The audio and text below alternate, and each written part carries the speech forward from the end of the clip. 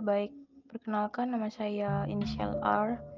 Saya dibesarkan di sebuah perumahan BUMN, sebut saja perumahan P.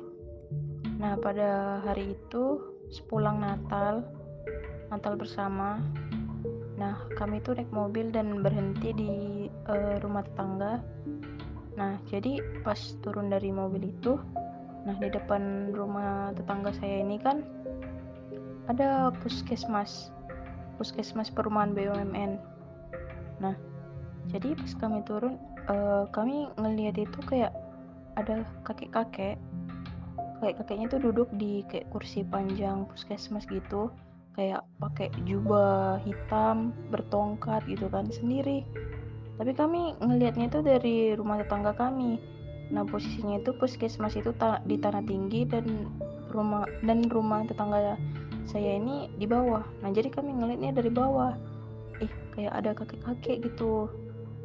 Nah, jadi pas kami mulai naik, tetap ada kakek-kakeknya itu. Nah, di situ posisinya itu perumahan itu belum ada kakek-kakek. Cuma satu, itu pun rumahnya itu agak jauh dari perumahan P ini.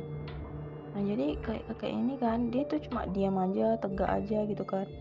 Nah, pas kami gimana kata kawan saya kan, gimana kita dekati nggak gitu kan.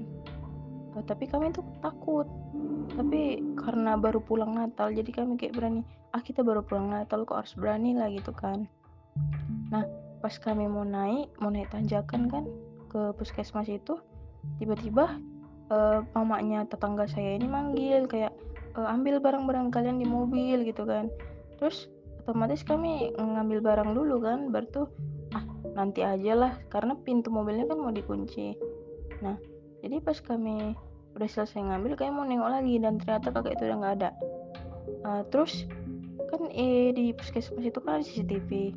Nah, keesokan paginya kami nyari, bilang ke apa namanya, penjaga apa, bukan penjaga, apa sih namanya, yang punya puskesmas itu, boleh lihat nggak rekaman, soalnya nggak ada kakek-kakek di perumahan P ini gitu kan. Terus pas kami cek malam Natal kemarin itu nggak ada. Jadi kami tuh kayak, wis, bahaya sih, itu bukan orang ternyata. Untunglah mama tetangga kami ini manggil, kalau enggak kami tuh kayak kayak nggak tahu harus apa gitu.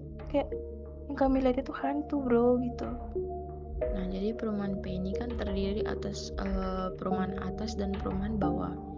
Nah, ceritanya ini di rumah yang tengah, inisial yang punya ini E. Nah, jadi E ini kan seorang kakak, dia itu punya adik.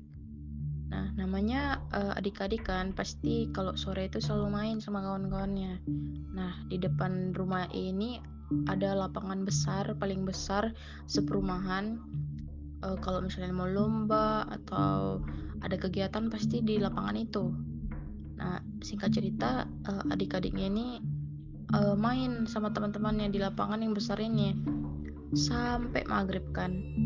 Terus pas mereka asik main, mereka dipanggil sama orang tuanya masing-masing kayak, "Dek, ayo pulang udah maghrib gitu, jangan main lagi, lanjut besok aja," gitu kan. Nah, tapi adiknya si E ini juga dipanggil sama si E kayak, "Masuk, ayo masuk," gitu kan. Tapi adiknya nih ngeyel. Hari itu mereka main bola kaki kan. Nah, jadi pas semua kawan-kawan ini udah pulang, cuma dia sendiri main pas maghrib, nendang-nendang bola sendiri kan ke gol, ke gawang gitu kan. Nah, jadi suatu suatu kejadian muncul kayak adiknya ini ngeyel gak mau pulang, tetap main bola di tengah lapangan yang besar itu maghrib. Nah, jadi tuh dia nendang bola, tapi yang dilihatnya itu bukan bola, melainkan kepala. Jadi dia tuh kayak nendang kepala ke gawang itu. Nah, jadi dia teriak kan. Nah, terus dipanggil, ayo pulang deh katanya kan, pulang adiknya ini. Nah, terus adiknya ini kayak diam aja nggak mau ngomong gitu kan.